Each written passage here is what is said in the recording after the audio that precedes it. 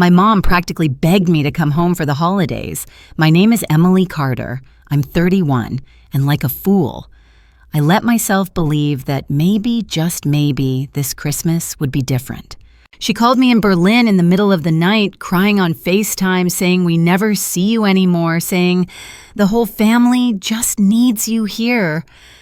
Her voice cracked so convincingly, I didn't even hesitate. 10 hours on a red-eye, one missed connection, a dying phone, and I still dragged myself to her front door in Phoenix, hauling a suitcase stuffed with gifts for my sister's kids. I was exhausted. I smelled like airplane coffee. My shoulders felt like they'd been carrying bricks. I rang the bell, heart stupidly hopeful, imagining she might pull me into one of those tight hugs she used to give me when I was little. The door flew open. No hi, no how was the flight, no hug. She looked straight past my face and locked onto my suitcase. Then she said, completely flat, like it was already decided, you'll watch Lauren's kids. We're leaving early tomorrow. My sister stepped into the doorway behind her, oversized sunglasses on, travel bag slung over her shoulder, the kids clinging to her legs. She smirked. Hey guys, she laughed. Don't wipe your hands on Aunt Em. She just flew in. They all laughed. My parents, my sister, the kids. Everyone laughing while I stood there with frizzy travel hair and a credit card bill full of flights I had paid for. I didn't raise my voice. I didn't cry. Something inside me just shut off, like a breaker flipping. I smiled, set my suitcase down, met my mom's eyes, and I said one sentence. That's when everything changed. The laughter died instantly. The color drained from their faces. My mom started whispering, No, that's not possible. By the time I finished speaking, their vacation was over. Their house was suddenly in danger, and I was done being their unpaid nanny and personal emergency fund. Stay with me, because I'll show you exactly how one ungrateful daughter destroyed her family's perfect holiday and finally took her life back. The crazy part, that single sentence froze the entire room, but to understand why, you need to know what had been happening long before that night. My mom didn't just miss me when she called from Phoenix. 2 weeks before that tearful FaceTime, she'd already been sending me screenshots, holiday packages, resort prices, airfare deals, subtly hinting how impossible all of it was, unless I helped a little. Just this once was how it always started. When my dad needed hip surgery, I wired money. When Lauren maxed out her cards chasing her online boutique idea, I helped restructure her debt. When the water heater broke and the mortgage was late, I sent transfers while my mom posted photos days later from a new wine bar downtown. I lived in a tiny studio in Berlin. I cooked at home. I walked to work in the rain, and somehow, I was still paying for food deliveries and streaming subscriptions in a house I didn't live in, on a continent I didn't even live on anymore. This time, before booking my ticket, I finally paid attention. I saved every Zelle transfer, every PayPal receipt, every thank you. Sweetheart, we'll fix it soon. And then I noticed something else, an email from the bank with my name on a mortgage I never remembered signing. Years earlier, they'd listed me as a co-borrower just to get a better rate, and ever since, I'd been quietly covering the gaps. So while my mom cried on FaceTime about how the kids missed me, how Sophie kept asking when Aunt Emily was coming, I sat on my bed in Berlin, staring at my banking app. That's when it hit me. The only time my family treated me like I belonged was when a bill was due. I almost said no. I almost told her to figure it out on her own. I was one breath away from saying no, but then a different thought settled in. If they were willing to drag me halfway across the world just to use me as a free babysitter and a walking credit card, then I was finally willing to show them what it looked like when I stopped playing my part. I booked the flight, but I didn't stop there. I scheduled a call with a financial consultant, downloaded 3 years of bank statements, and used a legal template site to draft a simple document, nothing dramatic, just facts on paper. So when I stood in that doorway in Phoenix while Lauren laughed and my mom casually announced my babysitting schedule like it was already locked in, I wasn't just the tired, jet-lagged daughter they were used to pushing around. I rolled my suitcase inside, let the kids bounce around my legs, and followed them into the kitchen. That's where I saw it, their printed itinerary spread across the counter like a glossy fantasy. Resort photos, flight times, family package stamped in bold letters. My mom tapped the brochure and smiled. "This is why we needed you here, honey. The kids stay with you, and we finally get a real vacation. You're always saying we should take care of ourselves." I glanced at the resort name, then at the confirmation email open on her phone. I recognized the card number. That same switch in my chest flipped again. They thought I'd flown all this way to be their built-in nanny and emergency bank. In reality, I'd flown 10 hours to do something I should have done years ago. So I smiled.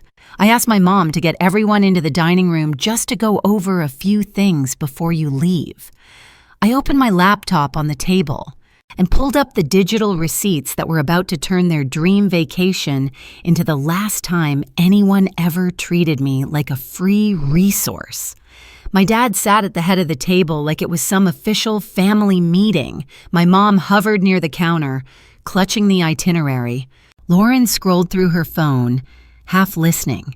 The kids spun in circles on the tile. I slid my laptop forward, turned the screen so they could all see, and said, "Calm, steady.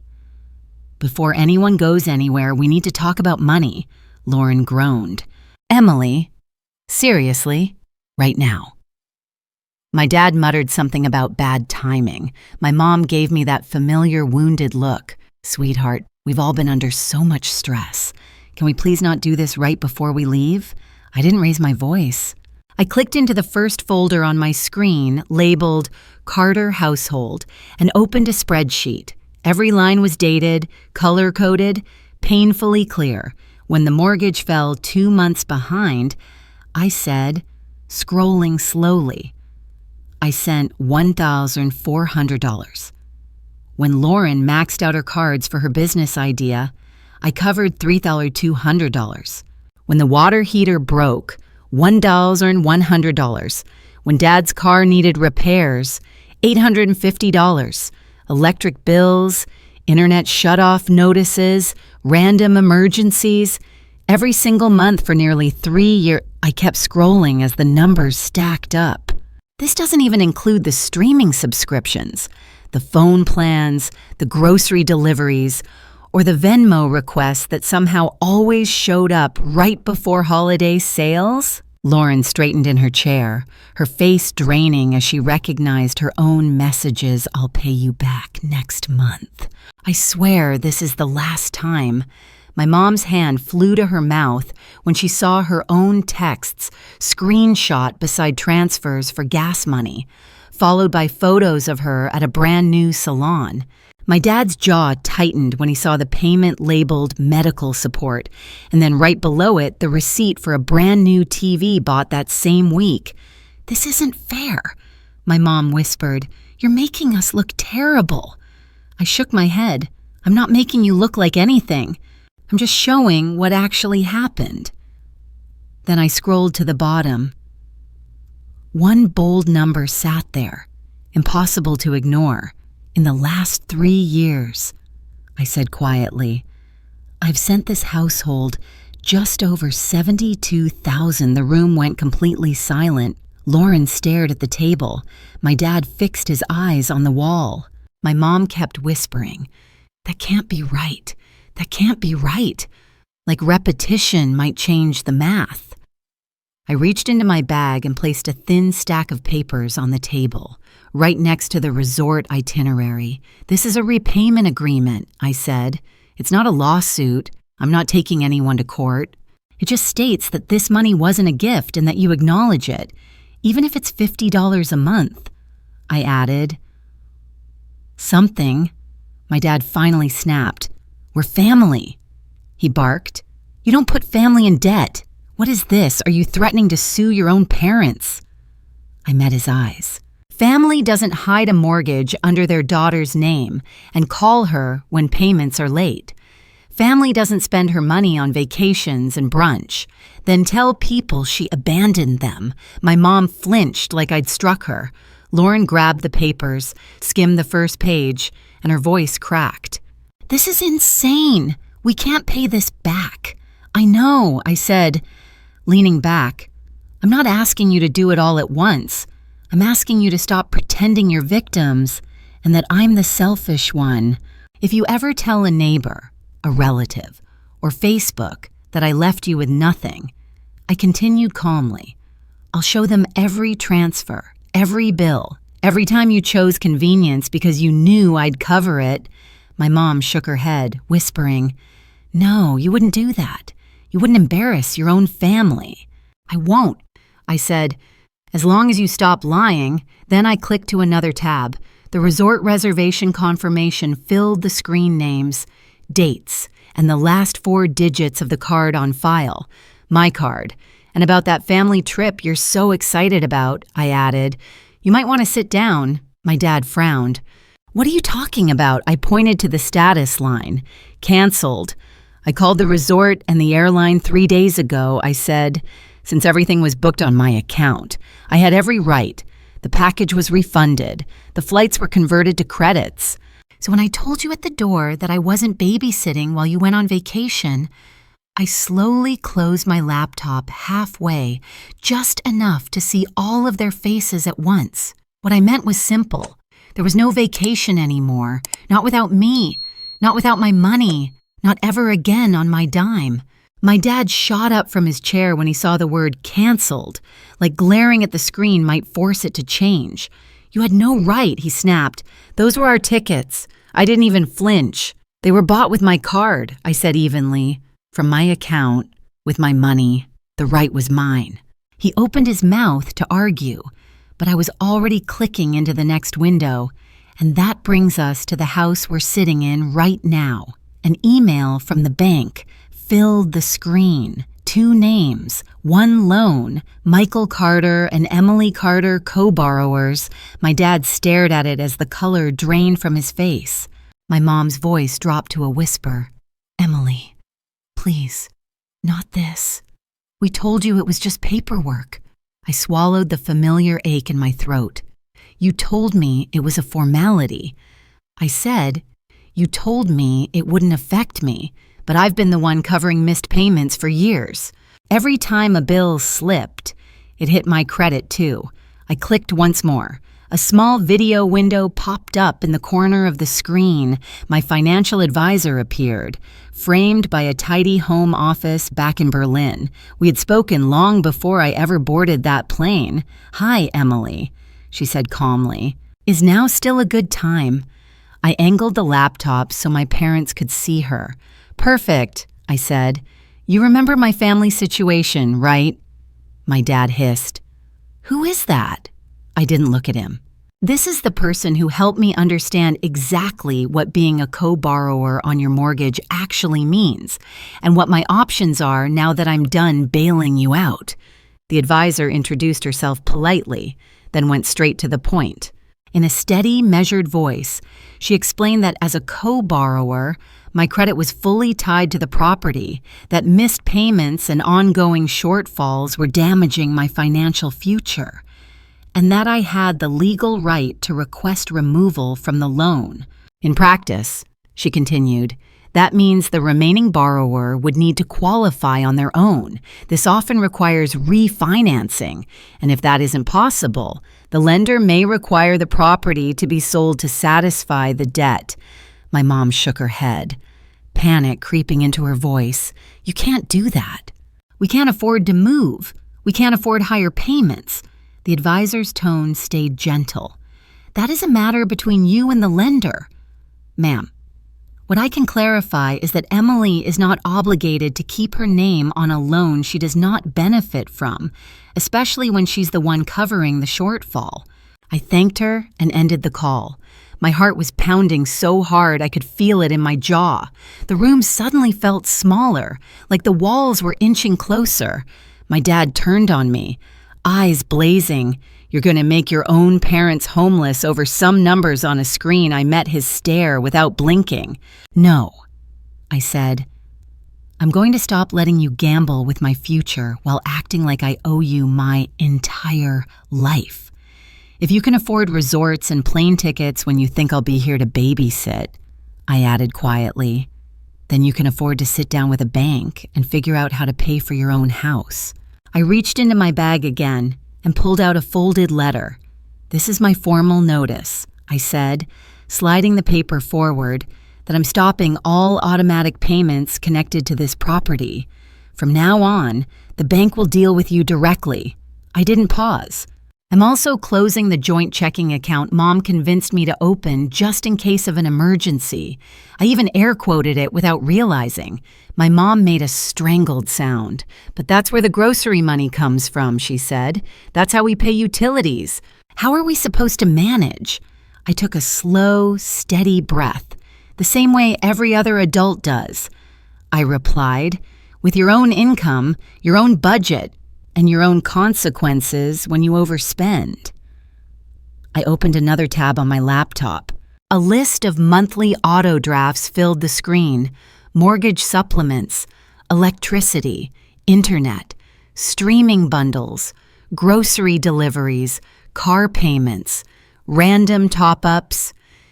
Every single one had my name next to the word payer. "As of today," I said, my cursor hovering over the first cancel button. "These stop. You'll receive your own bills, in your own names. If they're late, that's between you and the companies, not me and my credit score." Lauren finally spoke, panic creeping into her voice. "Emily, you can't just cut everything at once. At least give us time. I'm picking up more shifts. I'll do more deliveries. I swear, just don't do this to us." I turned to her. "You're 34, I said quietly. "You have 2 kids. You should have been doing that years ago without me hanging around as your safety net." She stared down at the table, jaw clenched. For a split second, I almost softened, almost slipped back into the role they'd written for me, the fixer, the quiet helper, the girl who cried in the shower and then opened her banking app to make everything disappear. Then I remembered the laughter at the door, the way my mom had said, "You'll babysit," like it was a task on a checklist. That softer part of me shut down again. I clicked cancel, then the next one, and the next. Confirmation emails started chiming on my phone. My mom's breathing sped up. My dad sank back into his chair, staring at nothing. "This is cruel," he muttered. "You're punishing us." I shook my head. "No. I'm stepping out of a role you all assigned me without asking and giving you the chance to finally see what you can actually afford without hiding behind my bank account." I closed the laptop and stood. My legs were shaky, but they held. "After this," I said, "if you decide to tell anyone that I abandoned you, remember I have every receipt, every bill, every transfer. I'm done being the villain in a story you tell just to feel better about yourselves." I picked up my suitcase and added softly, "You wanted a real vacation. Maybe this is it. A vacation from pretending I'm your built-in solution to every bad decision. Let's see how you handle life without that." My dad finally snapped when he saw me heading for the hallway. He jumped up so fast his chair scraped the tile. "If you walk out now," he barked, "don't bother coming back. You're not welcome here if you're going to hold money over our heads." My mom reached for my arm. "Michael, stop. She just needs to calm down. We can talk about this." But she didn't step between us. Lauren stared at the floor, silent. I paused at the doorway, hand on the handle, every muscle in my body trembling. Part of me wanted to drop everything, apologize, promise I'd fix it like I always had. Instead, I straightened and said, "You're the ones who decided my value here was measured by what I pay. If I'm not welcome without my credit card, then I was never really welcome at all." My dad pointed at the door. "Get out," he said. "And don't come crying to us when Europe chews you up and spits you out." I almost laughed. Europe wasn't what had been draining me. This kitchen was... I stepped outside, the desert sun hitting my face, and closed the door behind me. No one followed. No one called my name. Inside, the kids were arguing over a cartoon, completely unaware their vacation had just vanished. I ordered an Uber and dragged my suitcase to the curb, feeling more untethered than homeless. The driver loaded my bag and asked, "Where to?" I gave him an address I'd never shared with my parents, a high-rise downtown, less than 20 minutes away, but a completely different life. 6 months earlier, after one too many midnight transfers and guilt-soaked phone calls, I'd used my savings and my steady UX salary to put a down payment on a small one-bedroom condo. I told my family I was thinking about moving back someday. In reality, I'd already signed the papers. The plan had been to move in slowly, quietly, to untangle myself from their finances without detonating everything at once. That night proved there was no gentle way to do it. When the Uber pulled up in front of the glass building downtown, the whole thing felt unreal. I tapped my key fob, rolled my suitcase through a lobby I'd only stepped into twice before, and rode the elevator up to the 8th floor. The condo smelled like fresh paint and new carpet, not like someone else's cooking, not like stress or guilt or desperation, just empty, mine. I dropped my suitcase in the middle of the living room and stood by the window, looking out at the city lights. For the first time in years, my phone wasn't buzzing with messages like, "Can you spot us until Friday?" or "The card got declined. Can you fix it?" I opened my banking app and went through the last loose ends, the things I was still paying for that weren't even in my name. The family Disney Plus account canceled. The Hulu bundle canceled. The Spotify family plan. Shared cloud storage. Random app charges for games the kids downloaded canceled. Canceled. Canceled. Each confirmation email felt like slicing through a cord that had been wrapped around my ribs for a decade. I brewed a cup of cheap grocery store coffee in my barely stocked kitchen and sat cross-legged on the floor because I didn't even own a couch yet. In the quiet, without my mom's constant sighs or my dad's TV blaring, the doubts rushed in. What if I'd gone too far? What if they really couldn't keep the lights on without me? What if I'd turned into the selfish, ungrateful daughter my dad always warned me not to be? Then I remembered the way my mom had opened the door like I was staff showing up for a shift. I remembered Lauren joking about the kids wiping their hands on me while everyone laughed, assuming I'd slide right back into place and make their plans possible. And beneath the fear and guilt, something else settled in my chest for the first time in years. A thin, quiet layer of peace. They were going to feel my absence, no doubt about that.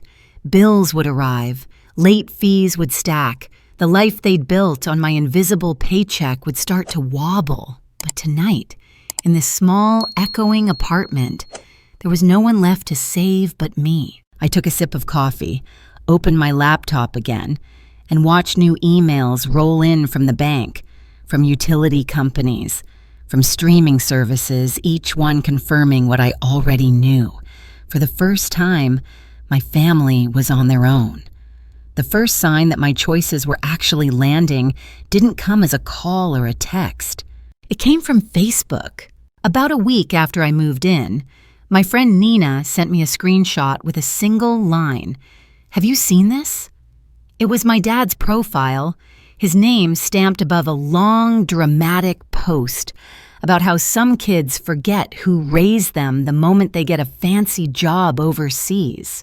About how he and my mom were left with nothing right before Christmas. He never used my name. He didn't have to. Our daughter flew in from Europe and decided money mattered more than blood. He wrote, "Pray for us." The comments underneath were from people who'd known me since braces and school plays. "So sorry, Michael. That's heartbreaking. Kids today don't understand family. If she won't help, Maybe start a GoFundMe. We'll share it." My stomach twisted like I'd swallowed ice. He was doing exactly what I'd warned him not to do, casting himself as the helpless victim and me as the cold, heartless villain, rewriting years of quiet support into a story that made him look abandoned for a minute. I paced my living room with my phone in my hand, thumb hovering over the call button. I almost drove back, almost begged him to take it down, almost offered to reinstate one payment, just one, so the humiliation would stop. The old version of me, the fixer, was clawing its way back. Then I pictured the spreadsheet on my laptop, the email tying my name to their mortgage, the stack of transfers, the way my mom had looked past my face and straight at my suitcase like I was a delivery driver dropping something off. That image snapped me back. Instead of calling my dad, I opened my email and pulled up the thread with my financial advisor. I told her about the post, about how my family had relied on my money for years while insisting they were barely getting by. And I asked one simple question. Was there anything else I needed to do to protect myself now that I'd finally cut them off? Her reply came calm and precise, advising me to document everything, save copies of every transfer and bill, and make sure the bank and any relevant agencies had a clear picture of who had actually been paying what.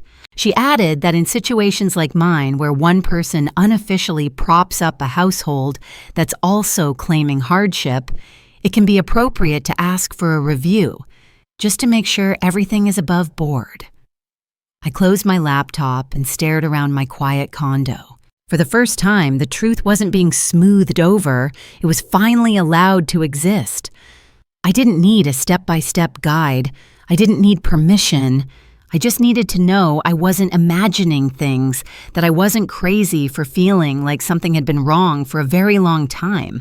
That confirmation was enough. Over the next few weeks, while my dad continued posting vague rants online about ungrateful kids and this generation, envelopes started arriving at the house on their quiet cul-de-sac. I didn't see them myself, but my mom's messages told the story. "Did you talk to the bank?" she texted one morning. "We got a letter about reassessing the loan. They're asking for updated documents." A few days later, my phone buzzed again, this time early. Frantic. "There's something from the IRS. I'm freaking out. I thought you said everything was fine." Why are they asking questions? I never said everything was fine. What I said was that I was done fixing things in silence. Done smoothing over problems so no one else had to feel uncomfortable. The bank wanted updated paperwork for the mortgage. The utility companies stopped accepting partial payments, the ones I used, to slip in at the last second, like some invisible janitor cleaning up a mess no one else wanted to acknowledge. The fog they'd been living in, the one built on my quiet transfers and last-minute rescues, was starting to lift. And without it, there was nothing left to hide behind, except the reality of what they could actually afford. That's when Lauren finally reached out. She asked to meet me at a small coffee shop near my building. When she walked in, she looked smaller, without the sarcasm to puff her up, without the jokes, dark circles under her eyes, stubble she clearly hadn't had time to deal with. A delivery bag slung over her shoulder like a badge she hadn't expected to wear. She dropped into the chair across from me and didn't bother easing into it. "Dad needs to shut up online," she said, rubbing her face. "Those posts are making everything worse. He's embarrassing Mom, and honestly, me too." She hesitated, then looked up. "I know you're angry, but some of this, the letters, the calls, you did something, right?" I took a slow sip of coffee, let the silence sit between us for a beat longer than necessary. "What I did," I said finally, "was stop pretending we were all being honest. I told her I'd spoken to professionals, that I'd made sure my name wouldn't sink with a ship I wasn't steering. If systems are finally noticing where the money's actually been coming from," I added calmly, That's not me causing a problem. That's the truth catching up. She stared down at the table for a long moment. Then, quietly, she admitted she'd picked up extra shifts, sold off old tech gear, moved her kids into a smaller bedroom so she could take on a roommate and cut rent. It sucks, she said, but for the first time, I actually see what things cost, like really see it. Groceries, gas, daycare. I didn't get it before. I just knew that if it got bad enough, someone would text you. That someone, me. While Lauren was adjusting, my mom was doing something else entirely. She started selling things, designer bags she'd once flaunted on social media, home decor she'd bragged about as investment pieces. Listed online with captions like, barely used, even though I knew exactly how often she'd carried those bags to brunch. The television my dad bought after his surgery, the one he'd justified as recovery entertainment, disappeared from the living room in my cousin's holiday photos. In its place sat an old boxy set pulled from the garage. Then came the morning their truck was repossessed. A gray, ordinary day, a tow truck idling in their driveway, the kind of scene they used to whisper about when it happened to a neighbor, the kind they clucked their tongues at, shaking their heads. Now it was their sidewalk, their driveway, their embarrassment, a symbol of a lifestyle they could no longer pretend was sustainable. Through all of it, my dad kept my number unblocked, but he never once called to apologize, never called to tell the truth. Instead, he kept tossing little grenades online posts about betrayal, about loyalty, about children who forget where they came from, hoping someone would pick them up and throw them back at me. He told anyone who would listen that his daughter had abandoned him for money and status, conveniently leaving out the part where the money had been flowing in the opposite direction for years. I didn't respond publicly. I didn't jump into the comments, didn't write a dramatic post with screenshots attached, though a small, petty part of me wanted to. I didn't have to. I had my receipts. I had my advisor, and for the first time, my credit was slowly untangling itself from theirs, and that quietly, steadily, was enough. And more than anything else, I finally had distance, real distance. Every time I saw someone resharing my father's story about the cold daughter in London, or heard through mutual friends that he was holding court at the local bar, telling anyone who would listen what a disappointment I'd turned out to be, the same thought kept coming back to me. If they knew the real numbers, if they saw even one page of that spreadsheet, they wouldn't be asking why I walked away. They'd be asking how I managed to stay as long as I did. By the time Christmas came around again, the Carter house and my life looked like they belonged to two completely different universes. I didn't learn it all at once. I learned it in fragments. A tagged photo of my mom standing in the fluorescent aisle of a discount store instead of her usual boutique. A blurry picture of Lauren's kids squeezed onto a small apartment balcony instead of running around my parents' backyard. Quiet messages from mutual friends asking, "Is everything okay with your family? I didn't explain. I didn't correct the narrative. I focused on my own life, on my job in San Diego, on building my portfolio, on furnishing my condo slowly, one paycheck at a time. I bought a secondhand couch that sagged in the middle, a plastic Christmas tree for the corner, cheap fairy lights that somehow made the place feel warmer than it had any right to. It wasn't impressive, but it was honest." Then one rainy Tuesday in December, someone knocked on my door. When I looked through the peephole, my stomach dropped. It was my mom. She looked smaller, no full face of makeup, no carefully styled hair, just a tired woman holding a reusable grocery bag against her chest like a shield. I opened the door and stepped back, my heart pounding. She walked into my living room and slowly turned in a circle, taking it all in: the couch, the view, the tiny tree with 3 mismatched ornaments. "I didn't know it looked like this," she said quietly, I always pictured you in something bigger, fancier. I shrugged. This is what I can afford, I said. When I'm not paying for 2 households.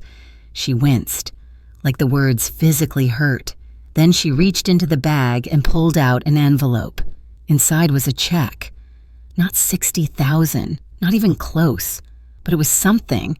It's from selling things, she said quickly.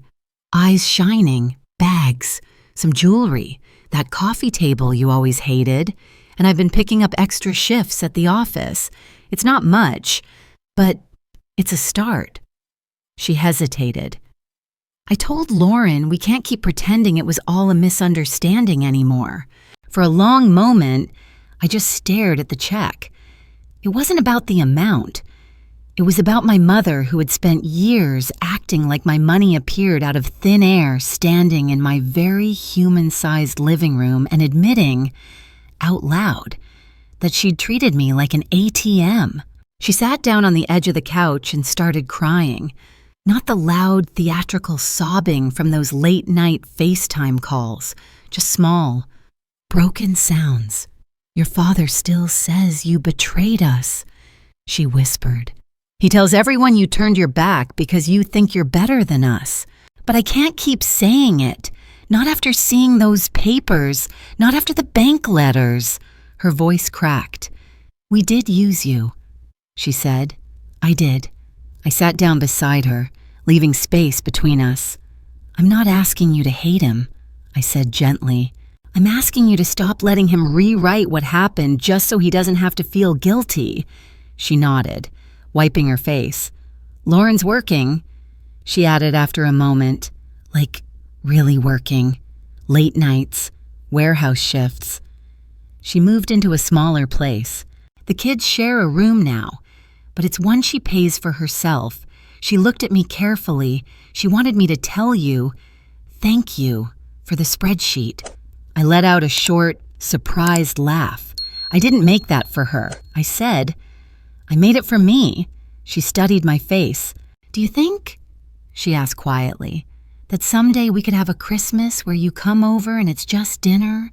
No money talk, no hidden bills, just us. My throat tightened. Maybe, I said honestly, but only if everyone understands that I'm not the safety net anymore.